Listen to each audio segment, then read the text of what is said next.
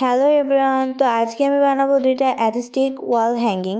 তো ফার্স্টে আমি বানাবো একটি গ্রিড প্যানেল অ্যান্ড সেকেন্ডে বানাবো ওয়াল পোস্টার। তো চলো ভিডিও স্টার্ট করা যাক। গ্রিড প্যানেল বানাতে আমি নিয়েছি একটি ওয়্যার। তোমাদের কাছে যদি ওয়্যার না থাকে তাহলে তোমরা এখানে পেপার ব্যবহার করতে পারো।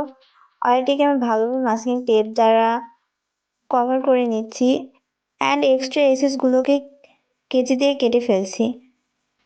এভাবে আমি অনেকগুলো স্ট্র তৈরি করে নিয়েছি। এবার স্ট্রগুলোকে আমি একের পর এক এইভাবে সুপার গ্লু দিয়ে অ্যাটাচ করে নিচ্ছি। তোমাদের কাছে গ্লু গান থাকলে এটাও ব্যবহার করতে পারো। আমার গ্লু গানে গ্লু স্টিক ফুরিয়ে গিয়েছিল, আর তার থেকে বড় কথা আমি আলসামির ঠেলায় গ্লু গানটা ব্যবহারই করি না, তাই এখানে আমি সুপার গ্লুটাই ইউজ করেছি। তোমাদের যেটা বেশি সুবিধা লাগে সেটা ব্যবহার করিও। গ্রিড প্যানেল লাগানোর জন্য তো আমাদের কিছু লাগবে, তাই না?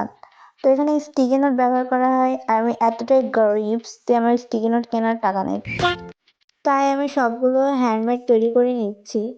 এবার আমি অনেকগুলোই তৈরি করে নিয়েছি। এখন আমি টেপের সাহায্যে এগুলোকে ভালোভাবে গ্রিড প্যানেলে সেট করে নিচ্ছি।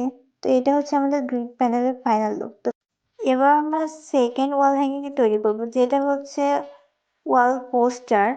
তো পোস্টারগুলোকে এখানে আমি ওয়াটার কালার দিয়ে তৈরি করে নিচ্ছি। তোমরা চাইলে এটা প্রিন্ট করে নিতে পারো। এখানে আমি অনেকগুলো পোস্টার তৈরি করেছি এবং এতে কিছু মোটিভেশনাল স্পিচ লিখেছি। অবশ্যই সেটা তো আমার মাথা থেকে না, এটা প্রিন্টেস থেকে নিয়েছি আমি। তোমরা চাই প্রিন্টেসে সার্চ দিলে পেয়ে যাবে। এবার এটা ভালোভাবে শুকানোর পরে এর উপরে আমি মোটিভেশনাল স্পিচটা লিখছি।